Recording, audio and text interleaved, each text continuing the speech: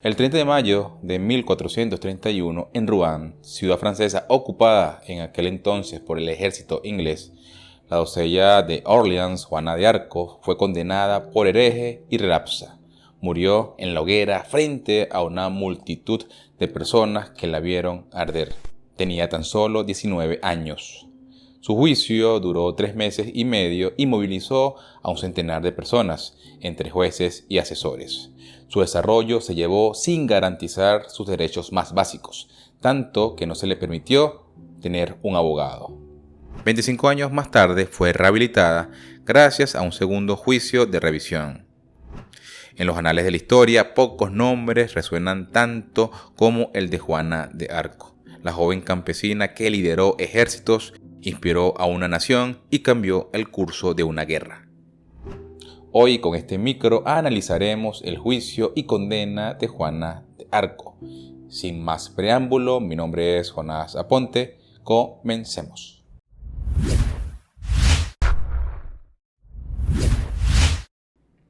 Antes de comenzar, es preciso señalar que parte de las ideas que aquí se esbozan provienen del libro 12 juicios que cambiaron la historia, del Instituto Nacional de Ciencias Penales. Ahora bien, para entender el motivo de la muerte de Juana de Arco es preciso dar un poco de contexto histórico. Era la Francia de la primera mitad del siglo XV en la etapa final de la Edad Media, con una Europa a punto de entrar al Renacimiento. Por entonces, una parte de Francia está ocupada por Inglaterra. El Ducado de Borgoña es además muy poderoso y controla una parte importante del territorio actual de Francia. Es preciso señalar que, aun cuando nominalmente el Ducado de Borgoña es vasallo del rey de Francia, los duques supieron mantener una política propia. En enero de 1429, cuando Juana de Arco emprende la lucha armada contra los ingleses y los borgoñeses, Francia ya no tiene rey, solo un delfín.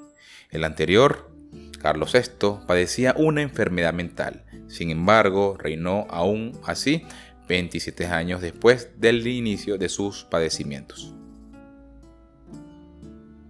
Carlos VI comenzó a tener ataques de psicosis que sufrió a partir de los 20 y tantos años. Su madre, Juana de Borbón, pudo haberle transmitido la enfermedad mental a lo largo de varias generaciones. Aunque sus súbditos seguían llamándolo Carlos el Amado, pasó a ser conocido también como Carlos el Loco. Lo cierto es que para ese momento Francia ya no tenía propiamente una figura de autoridad. Inglaterra estaba en guerra contra Francia en la famosa Guerra de los 100 años. Enrique V, el rey de Inglaterra, avanzó sus tropas contra Francia y aprovechó la situación para invadir una buena parte de los territorios. Ganó la batalla de Azincourt en 1415 y se apoderó de Normandía. En 1419, los borgoñeses se unieron a los ingleses en una alianza que llevó al Tratado de Troyes en 1420, el cual preveía el matrimonio de la hija de Carlos VI con Enrique V de Inglaterra, cuyo posible hijo se convertiría en el rey de Francia y de esa manera despejaría al heredero correspondiente, el delfín de Carlos VI, Carlos VII, de sus derechos en la corona. Este último punto es muy importante, ya que Juana de Arco luchó para que el delfín de Carlos VI fuera coronado. A los 13 años, Juana de Arco comenzó a oír voces que le hablaban varias veces por semana de la piedad del reino de Francia, exhortándola a dar su ayuda al rey de Francia y a levantar el sitio de los ingleses en la ciudad de Orleans. Juana de Arco guardará en secreto estas voces, pero en mayo de 1428 decide comunicarlas al señor feudal local, al igual que su voluntad de ir a luchar. Su caso llegaría a oídos del delfín, en Chinon, con quien logró reunirse el 6 de marzo de 1429. Según los historiadores, el delfín quiso ponerla a prueba y se mezcló entre los miembros de su corte para confundirla, pero la joven fue directamente y sin vacilaciones hacia él. Contra todo pronóstico, la doncella de Orleans convenció al futuro rey de que le proporcionara soldados, y este accedió, pero no de inmediato. Antes hizo que los mejores teólogos de la época la examinaran durante 3 semanas para comprobar que no estaba loca y que no era bruja. Ya en campaña, después de varios combates difíciles, Juana, que se protegía con una armadura, liberó la ciudad de Orleans. Los ingleses levantaron el sitio de la ciudad el 9 de mayo de 1429. Con posterioridad, la joven ganó otras batallas y acto seguido impulsó al Delfín, que fue coronado el 17 de julio de 1429 en Reims.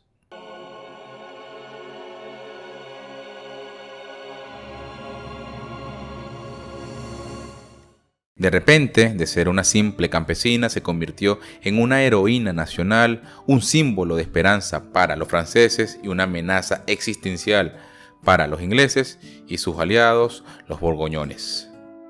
En 1430, Juana fue capturada por los borgoñes, quienes la vendieron a los ingleses. Por una suma considerable, se habla entre unas 10.000 libras. Su destino estaba sellado. Fue trasladada a Rouen, un territorio inglés, donde se prepararía un juicio que, más que buscar la verdad, buscaba destruirla. El cerebro detrás de esto fue Pierre Cauchon, obispo de Beauvais, un partidario inglés con una clara agenda política. Los ingleses solicitaron al obispo de Beauvais, Pierre Cauchon, que la juzgara. No querían mantenerla cautiva, y mantenerla ellos mismos tampoco les serviría de nada. Querían condenarla y quemarla por satanismo.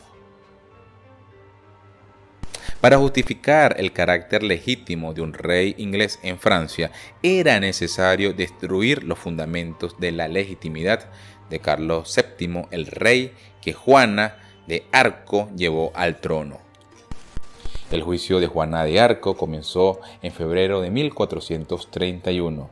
La balanza de la justicia estaba totalmente desequilibrada. Una joven analfabeta de 19 años, sin abogado, sin asesores, frente a más de un centenar de clérigos y teólogos experimentados, todos con un objetivo preestablecido: probar que era una hereje, una bruja o una impostora. En este juicio sobre la fe de la joven, el objetivo consistía en demostrar que ella era reacia a las exhortaciones de la Iglesia y que sus creencias eran falsas y supersticiosas. Las acusaciones eran variadas: de vestirse como hombre, lo que en esa época era considerado una afrenta a la ley divina, hasta blasfemia y, por supuesto, herejía por afirmar recibir mensajes del propio Dios. La estrategia de los jueces era simple: acorralarla con preguntas capciosas, buscando contradicciones, intentando que admitiera que sus visiones eran del diablo. Pero Juana, con una astucia y una fe inquebrantable, se mantuvo firme. Sus respuestas, a menudo simples pero profundas, desarmaron a sus acusadores. El 9 de enero de 1431, Pierre Cauchon abrió el proceso, que presidió junto con el inquisidor de la fe como los únicos jueces. A partir de la apertura del juicio se puso a nuestra heroína bajo mucha presión. No tendría derecho a misa mientras no se sometiera. El juicio llegó a su término 3 meses más tarde, a finales de mayo. En un momento del juicio, el obispo Cauchon reunió a los principales asesores y los hizo votar en contra de Juana de Arco a los fines que se aplicara la tortura contra ella. El juicio se realizó en condiciones que no podían garantizar una verdadera equidad. Había odio de los ingleses hacia Juana y, como consecuencia, los jueces carecían de libertad para decidir. En particular, los notarios habían sido objeto de presiones y amenazas para modificar las declaraciones de la joven en las transcripciones que cada noche debían hacer por los debates. La acusada no contaba, como se dijo, con abogado, lo cual era una falta de derecho en aquella época, incluso actualmente también. Un momento crucial fue cuando, bajo extrema presión y la amenaza de ser quemada de inmediato, Juana abjuró de sus errores y firmó un documento. Esto incluía la promesa de volver a usar ropa de mujer, pero poco después, arrepentida o quizás convencida de que había traicionado su misión divina, volvió a vestirse con prendas masculinas. Para los jueces, esto fue la recaída definitiva, la prueba irrefutable de su herejía. El 30 de mayo de 1431, el veredicto era predecible. Juana de Arco fue declarada culpable por herejía. La sentencia será entregada al brazo secular para su ejecución. En la plaza del Mercadeo Viejo de Rouen, ante una multitud que en parte la compadecía y en parte le temía, Juana de Arco fue quemada viva en la hoguera. Tenía tan solo 19 años. Sus últimas palabras fueron un grito a Jesús. Sin embargo, la historia de Juana no terminó ahí. 25 años después de su muerte, entre los años 1455 y 1456, se llevó a cabo un juicio de revisión solicitado por su madre y por Carlos VII, cuyo reino había prosperado gracias a la inspiración de Juana. Este nuevo proceso revisó meticulosamente todas las acusaciones y testimonios. El resultado fue contundente. El primer juicio fue declarado nulo por fraude y malicia. Juana de Arco fue oficialmente exonerada de todos los cargos. Se demostró que el juicio original estuvo plagado de irregularidades, coacciones y un claro sesgo político. Siglos después, la Iglesia Católica la canonizó, convirtiéndola en Santa Juana de Arco, patrona de Francia. La historia del juicio de Juana de Arco es un sombrío recordatorio de cómo la política, la religión y el miedo pueden ser manipulados para silenciar a aquellos que desafían el status quo. Pero también es un testimonio de la resiliencia de una joven que, incluso frente a la muerte, se mantuvo fiel a sus convicciones. Su legado vive no solo como una heroína de guerra, sino como un símbolo de justicia negada y finalmente reivindicada. Gracias por ver este video hasta el final. Si te ha gustado, comenta qué te parece, si te gustaría que analizáramos otros juicios de este tipo. Y, por supuesto, síguenos, que eso nos ayudaría mucho.